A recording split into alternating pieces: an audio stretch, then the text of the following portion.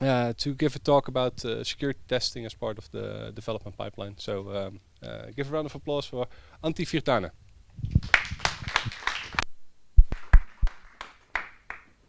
Okay, thank you. So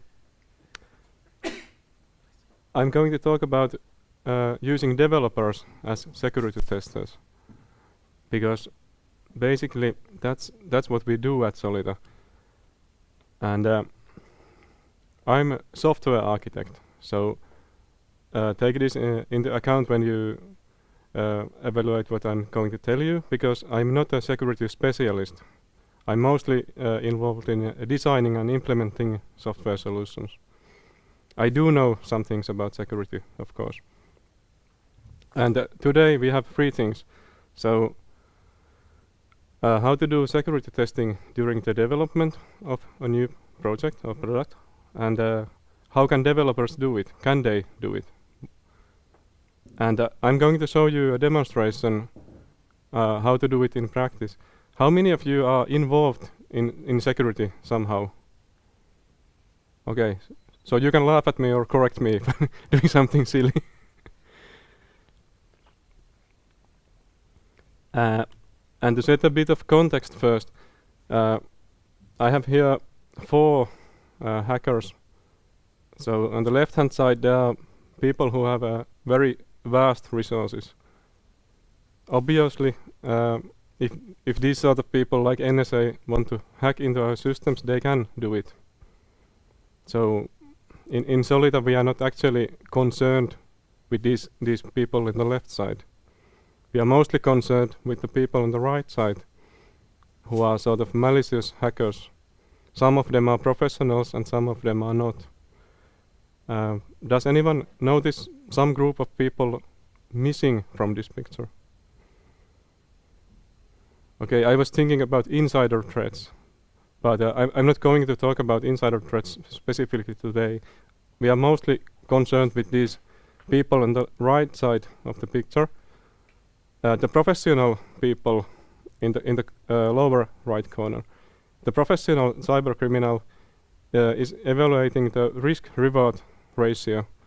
So basically you only have to do it too difficult for the person, too risky and too costly to break into the system, and that's it.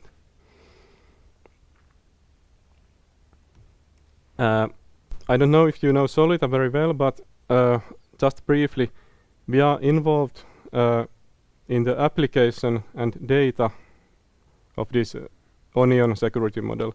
So we are not usually deploying the network configuration. We are not plugging the routers and connections in. We are not dealing with physical security. We are not usually even dealing with the host configuration. Some of our people are, but I'm not, and that's the usual case. We develop applications and solutions and deal with data and application on this model.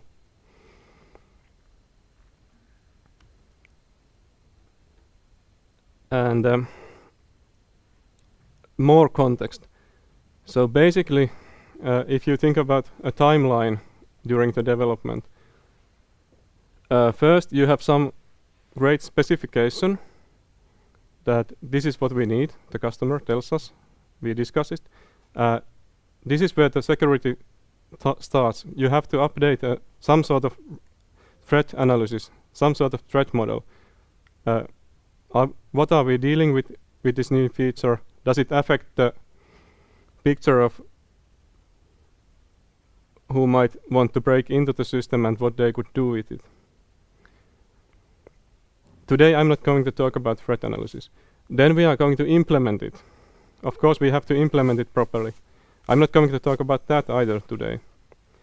But then when we have implemented it, we have to test it somehow. And we have basically automated tests and manual tests. And I will cover both of these today, but we are mostly talking about the manual testing done by the developers. And of course when we deploy the solution, then there's operational security. But I'm not going to talk about that either today.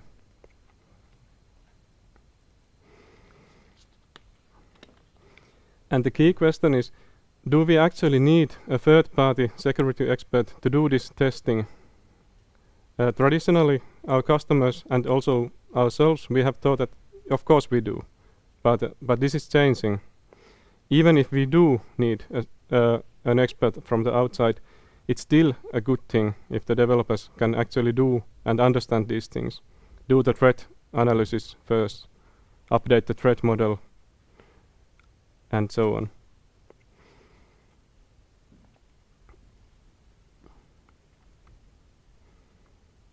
And this is a more detailed picture, kind of zoomed into the previous picture. So now we have concrete tools here and concrete things. So basically, there's nothing special in the upper part. There's a deployment pipeline, so we are doing continuous delivery, at least to the test environment. If the project cannot do continuous integration and continuous delivery, it doesn't make much sense to talk about these things in the bottom part. Because first you have to put that in order. You have to have stable builds. You have to be able to run automated tests. You have to be able to install it automatically to some test environment. But here's what we have. So we can take the source code and do some static analysis to it. We have different tools. There's SonarQube and Coverity and so on. This is a new thing which we have been evaluating this spring for some time. We can do component analysis. What kind of frameworks and libraries we are using? Are they vulnerable? And we can do this actually automatically. So this is a new thing, and it's still evolving. For example, these two tools are free to use. These cost money. I don't actually know how much this costs yet. And then there are scanners. Of course, there are different scanners, but in our case, we are using these two to scan the application and also to check the host and server configurations briefly.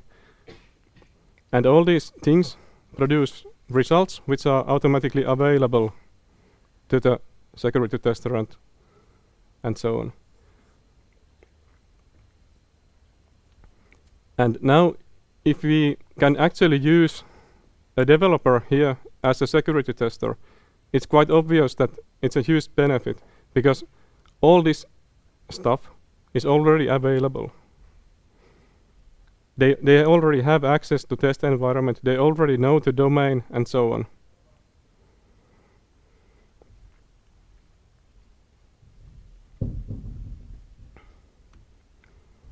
And here's a kind of what it means actually. The benefits comes from here. The developers will automate things. Because if you hire a security expert, it's quite okay that the test runs once.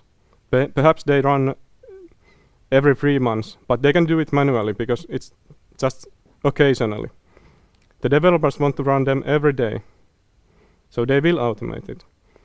There's minimal handover cost because they know the domain and so on. They have access to everything already.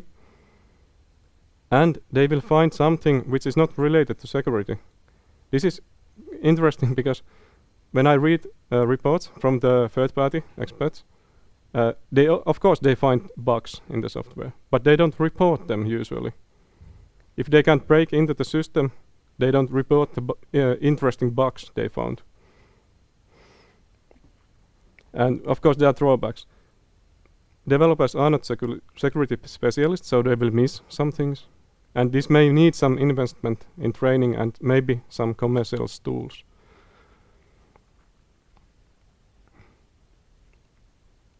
And now I could show you a demonstration of the manual testing. It's not easy to show the demonstration for these automated tools, but this is, I think, more interesting from the demonstration perspective. So here's the setup. We have a real production system we have done for our customer, and it's kind of a customized version of SurveyPal or something similar. So people can create custom questionnaires, and then other people can answer them, and then some reports and so on. And this is the usual setup for development, except for the proxy there.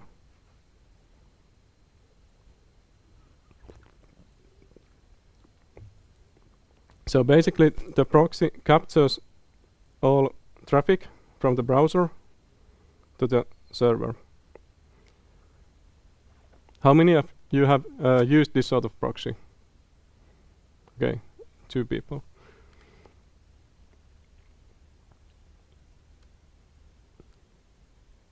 To make things easier, I have already set up a sample survey, and I have already answered it 5 times because a minimum of 5 answers is required for the report. It doesn't really matter in this case what the survey actually does.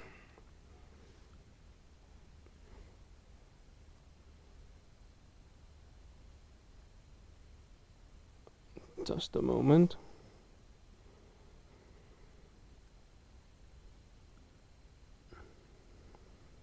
So here we have the survey, the administration part. And okay, here I have a some link which should be provided to the people who answer the questions. Okay, let's input into the other browser, and hopefully everything works fine. So this is how it looks for the person who answers the questions. Now let's just answer something. Okay, everything went fine.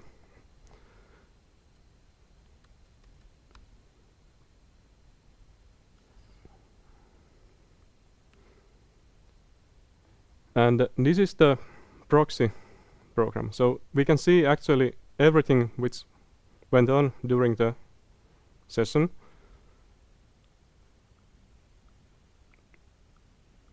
Now this just captures the traffic at this moment.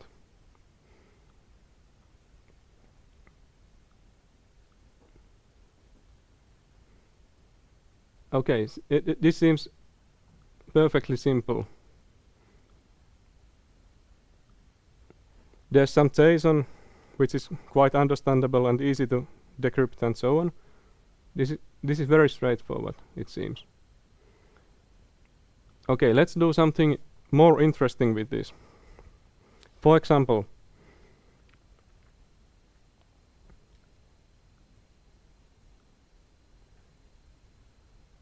let's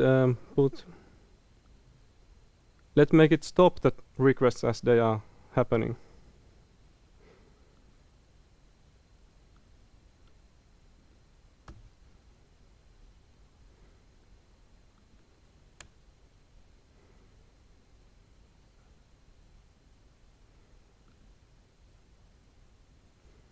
Okay.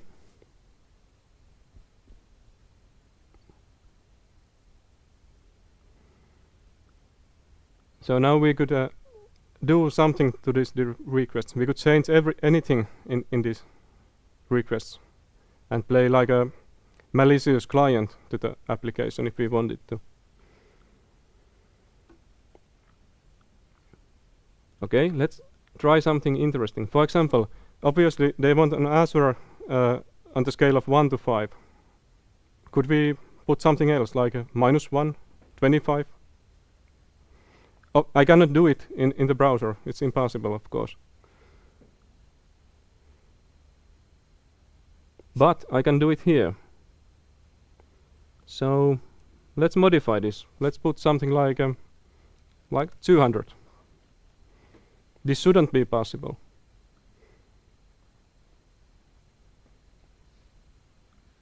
Oh, it went through. It was possible. Nice. So how does it look in the administration application? Actually, you cannot see anything wrong here. Everything seems legit. If I show the report, however, this is a bit weird, because the scale was 1 to 5 and the average is 31 now. Is this security related bug? I don't know. It depends on the context. It depends on the program. But obviously this is not something developers couldn't do. If they have some basic training, if they have some basic tools to do this, obviously they can do this. And this is a very nice way to try to find things the developers haven't thought about. It's impossible to test one's own work, of course, but you can test your colleagues' work in this manner.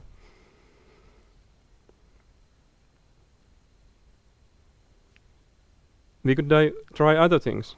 I'm not going to cover everything this tool does, but for example, here's the post, which actually submits the answers. So we could try to do something like,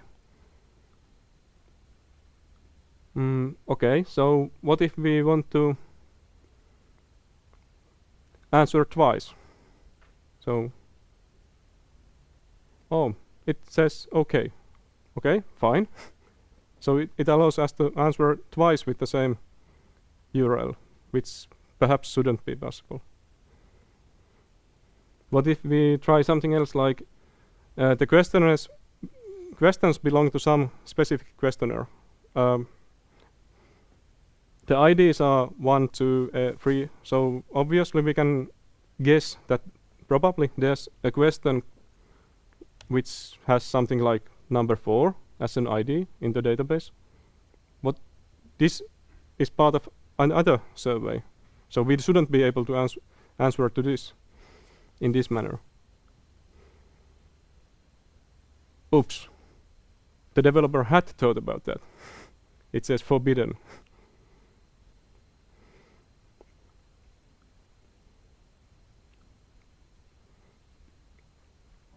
And this is just one tool, but this has a huge amount of different parameters and everything. But this kind of basic testing to try out different things, to check out different things, doesn't require that much training and practice. And still you can find very interesting things with this.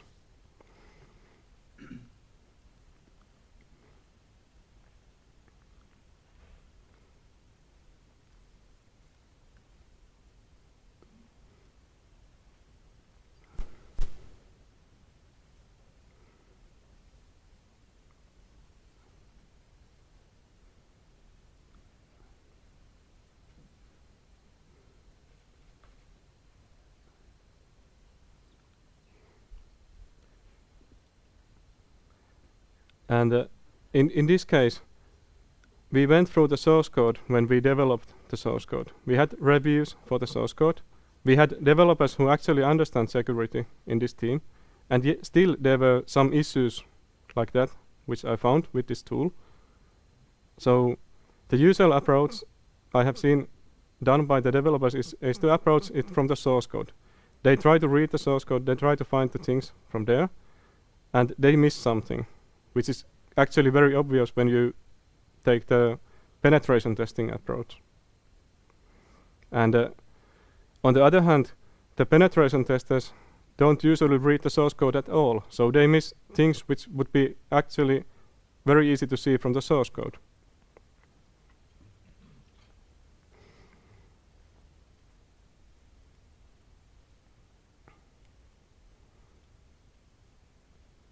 And now, if you think about what kind of developers actually would like to do something like that, or could do something like that, this is just my personal opinion.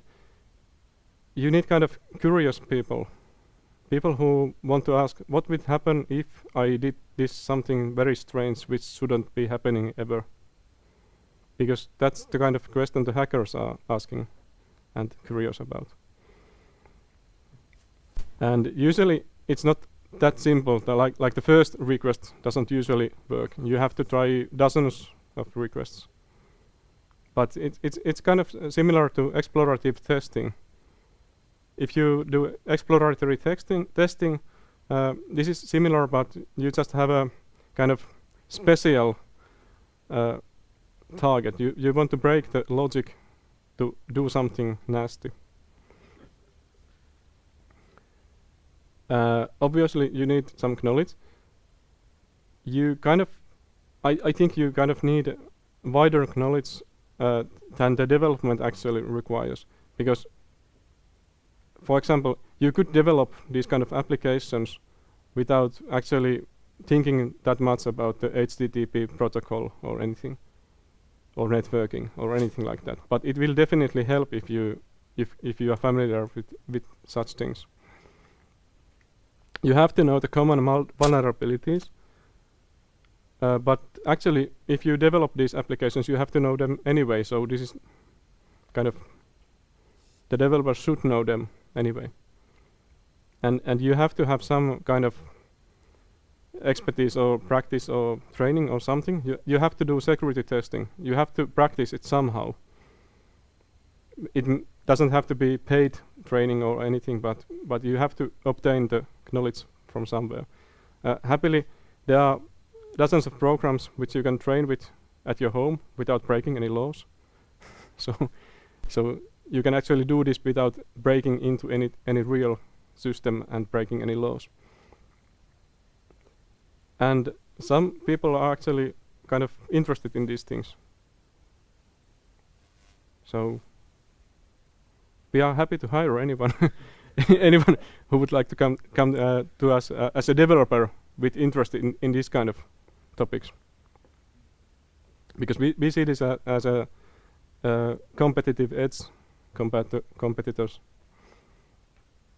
and it's very difficult to if someone is not like that, not curious, doesn't want to know, doesn't want to look behind the curtains, then it's quite impossible to make that person do it.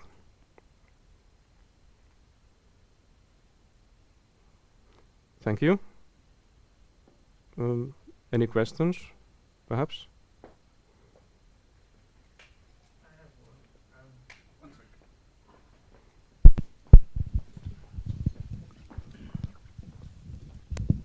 Hey, in terms of the security testing, I think there's kind of another thing that's kind of missing from here, which is there's the mitigations, which is scanning to find known vulnerabilities, and then there's the checks as well to make sure that the vulnerabilities that you've checked for haven't been abused. As an example, there's like remote file inclusions and kind of uploading malicious software. You could have, for example, a recruitment application where you upload a CV to a web server, and then if you don't check that you can't run that malicious software on your server, then you don't have the mitigations to know that it's happened. So, for example, do you have kind of retroactive? So you design the function, and then you design logging to verify that it hasn't been abused, so you can kind of confirm your security, or how do you handle that? Yeah, so this is a good question. So it depends on the project and the customer. But basically, of course, if someone tries to hack into the system, or actually even succeeds, we need to have the log somewhere about the actions. We need to have some kind of warning that someone is trying to do these things. And basically, as part of this sort of testing, you could check that, okay, the application does write some logs, they go somewhere, there are some kind of alarms which are triggered, and so on. But usually this is kind of our responsibility is basically to notice that something is happening and log it somewhere. That this answers your question. And as a secondary thing as well, in terms of design functionality, a lot of the tools that you mentioned, such as Nessus and Burp, they check for kind of common vulnerabilities, but there's no real common sense test. So as an example, having a form that sends emails on your web page is something that you would design, but then sometimes there's kind of ways to exploit that to send millions of emails, and kind of the design security vulnerabilities and that kind of they're overused. So is there Yeah. common sense check in your process, such as making sure that the passwords are encrypted. So you have a password, so it passes the test, but then is the password reset functionality in a sane way so they can't be abused? So there's stuff that's there by design, but then used in non-designed ways, which are very hard for these tools to check. Yeah, you cannot kind of test against that in this manner. Of course, you have to think about those things, and you can review the designs and so on, but you cannot kind of, for example, this email thing. Is million emails much, or is it not? Usually it's quite a lot, and you should have some sort of sanity check. But it depends on the context. But what we have had this sort of interesting design issues sometimes. To my knowledge, nobody has actually used them maliciously, but there have been certain holes we have occasionally found. Like, okay, you could do this and this and this, and they are all valid operations, and the result is something actually which is not very good.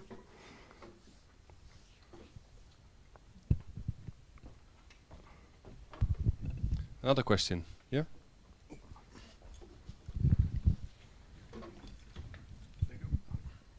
So how do you go changing the mindset for developers from being a developer into being a tester? Like experience, if you are going to do exploratory testing, you really need to change your thinking, and if you are going to do exploratory security testing for shits and giggles, you need to do additional sidestepping from your normal mindset. So what is the process, how you think that through and make sure that people are ready to actually think in right way instead of just going through the normal programmer developer motions?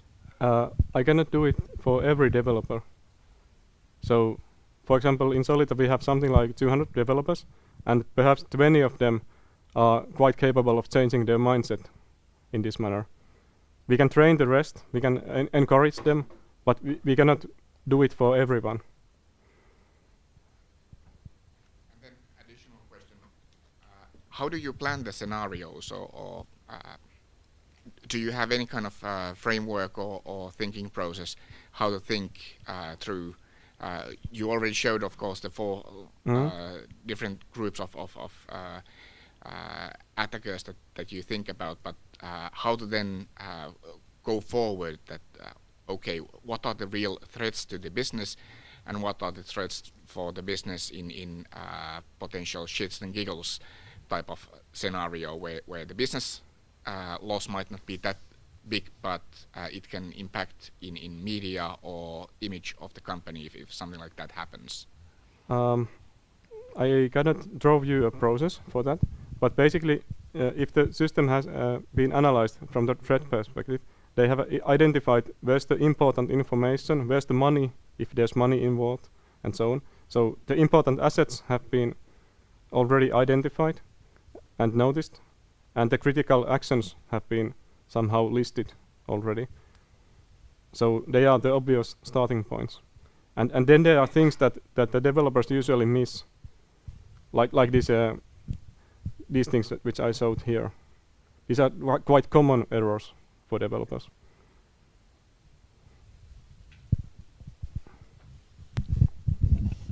Completely on the other side. Well, could you please hand it down? Thank you. Have you planned any sort of, in the framework you demoed, have you planned any sort of automation for that? I think an example would be fuzzing the input. So you select an input and you say fuzz, this input gives this amount of random values, or even better, another example would be, I know that there's a database input form over there, so test it against this SQL injection common this common set of SQL injection. Are you planning to get this sort of automation on top of your tools? These Acunetics and Nessus tools, they do test the HTTP forms and APIs by trying to find injections and fuzzing, but it's kind of they don't actually understand anything about the application. It's kind of, okay, this is nice request. I will just tinker about these parameters, and this is nice request again, and so on. But they don't actually understand anything about the conversations between the application and the client, like first this request, then this request, then this request. And this makes, we could somehow model this and then use the fuzzers. But so far, in any of the other projects, this hasn't made sense economically. So it would be nice to do it, but we would have to write some sort of model for it. And there are tools to do it if we have the model. But just economically, it hasn't been possible yet. Well, at least from the when it comes to I mean, you know the outcome of a vulnerability. So if you have a set of exploits and you can kind of predict what is going to be, no matter the victim, the target, you can predict what is going to be the outcome. So what you could do, and this is what malware writers do, they just run blindly all the exploits they know inside a database, and until they don't get the hint that one went through, and that would be already a very valuable sort of information for any kind of customer of yours. Like, look, you can do these, and we saw that it worked, no matter what is your actual application, because you know the outcome you're expecting. You're executing code over there. That's a very typical example. You try just to spawn a process on the target machine. That's already enough. Yeah. And basically these scanner tools do just that. They have a huge list of known exploits and holes, and they run through them. Thank you. Final question for Antti. You mentioned those automated scan tools. Are those run by you, or are they like web services? And if they are web services, how do you open your test environment to them? So we have bought these Acunetics and Nessus, for example. They are commercial tools. We have bought them, and we have our own server setup. So they are web-based tools, but they are running inside our own network. And the access to them is more liberal than in many companies, because our developers have access to them. I installed the Nessus server myself, and I'm not a part of our IT department. Thank you.